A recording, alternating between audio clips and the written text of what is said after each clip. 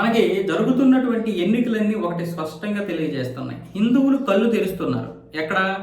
South కాకుండా మిగతా ప్రాంతాలు. నార్త్లో చూసుకున్నా సరే, ఇటు ఈశాన్య రాష్ట్రాల్లో చూసుకున్నా హిందువులు బాగా కళ్ళు తెరిచారు.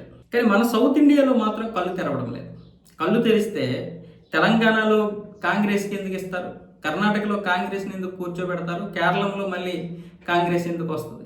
మళ్ళీ గుంపుగుత్తుగా కాంగ్రెస్కి ఓటేశారు. ఇక ఆంధ్రప్రదేశ్లో బీజేపీ పొత్తుతో ఉన్న సెక్యులర్ పార్టీ టీడీపీ అధికారంలో ఉంది. ఇక తమిళనాడులో స్టాలిన్ వెళ్ళిపోయాడు. అదేమంటారు కదా, పొయ్యి మీద నుంచి పెనం మీద పడినట్లు అంతే. ఇంతకుముందు ఏంటంటే పెనం మీద నుంచి పొయ్యి పడ్డట్టు, ఇప్పుడు పొయ్యి మీద నుంచి పెనం మీదకి వచ్చాం. ఇప్పుడు విజయ్ పరిపాలించిన ఒకటి, స్టాలిన్ పరిపాలించిన ఒకటి.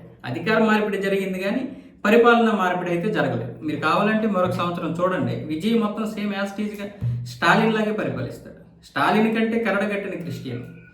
నాకు మతంతో సంబంధం లేదు, కానీ మతం సంబంధం లేదని మనం చెప్పడమే. వీళ్ళు మాత్రం మైండ్ పరంగా మతాన్ని అడ్డు పెట్టుకొని పరిపాలిస్తారు. మళ్ళీ ధర్మాదాయ దేవాదాయ శాఖలు ఏమి సేఫ్గా వెళ్ళవు. స్టాలిన్ ఏ విధంగా అయితే వీటిని నాశనం చేశాడు, విజయ్ అదే విధంగా నాశనం చేస్తాడు. కనిపించడు కానీ విజయ్ యాంటీ హిందూ, విపరీతమైనటువంటి యాంటీ హిందూ.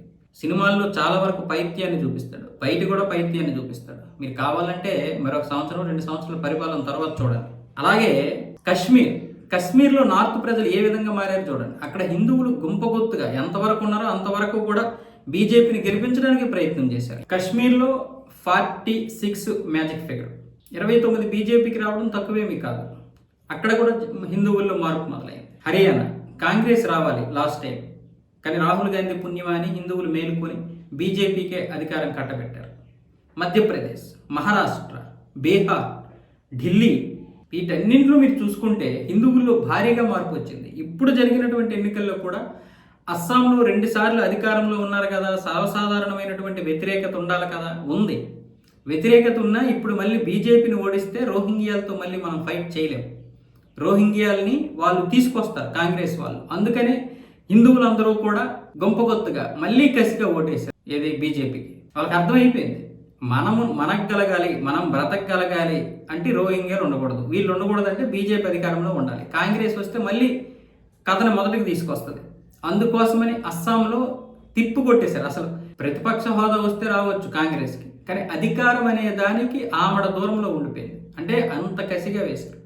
పశ్చిమ బెంగాల్ 3 దఫాలుగా పశ్చిమ బెంగాల్లో మమతా బేగంని అంతకుముందు కమ్యూనిస్టుల్ని నెత్తిన పెట్టుకున్నటువంటి ప్రజలు ఈసారి ఎందుకు బీజేపీకి ఓటేశారంటే ప్రభుత్వ వ్యతిరేకతతో మాత్రమే కాదు, బీజేపీ రావాలి, ఇప్పుడు మా ఉనికే పోతుంది. రోహింగ్యాలు వచ్చేసి వాళ్ళ మీద దాడులు చేయడమే కాకుండా ఆస్తులు లాక్కుంటున్నారు. ఎక్కడ చూసినా ముస్లింలు ముస్లింలు ముస్లింలు ముస్లింలు వాళ్ళు ఎక్కువైపోయారంటే ఇక అక్కడ ఏం జరుగుతుంది? దారుణాలే జరుగుతాయి, దాడులే జరుగుతాయి.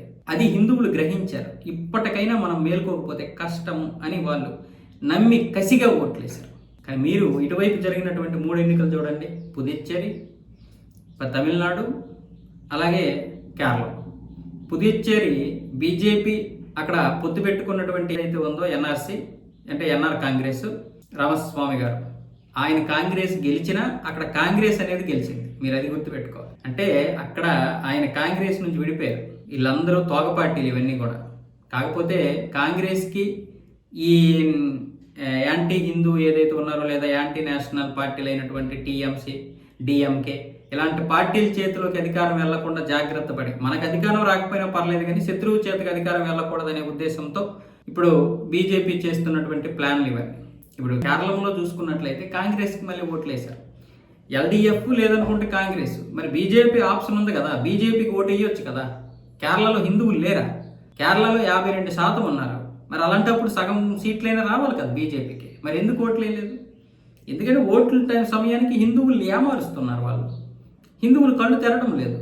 హిందువులకి ఫ్రీ పథకాలు ఎవడిస్తాడు, మన బ్రతుకులు ఏంటి, మన బాధ ఏంటి చూస్తారు. పోనీ అందులోనైనా దేశంలో జరుగుతున్నటువంటి పరిణామాలు ఏంటి? ముఖ్యంగా కేరళలో అంతమంది హిందువుల్ని మత మార్పిడి చేసినా సరే వీళ్ళు ఇంకా కళ్ళు తెరకపోతే ఇంకెవడేం చేస్తారు?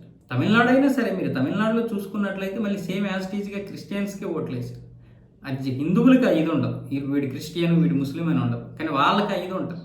కానీ మనలాగా చెబుతున్నటువంటి నాలాంటి వాళ్ళని మాత్రం హిమతోన్మాది, వీడెప్పుడు మతం గురించి మాట్లాడతానంటారు. కానీ వాళ్ళ పరిపాలన మతం ప్రకారం ఉంటుంది. మనం స్టాలిన్ని చూసాం కదా, మమతా బేగంను చూసాం కదా, ఒక అఖిలేష్ యాదవ్ను చూసాం కదా, ఒక రాహుల్ గాంధీని చూసాం కదా, కాంగ్రెస్ నాయకులు చూసాం కదా. అయినా సరే మనకు బుద్ధి రాకపోతే ఎట్లా?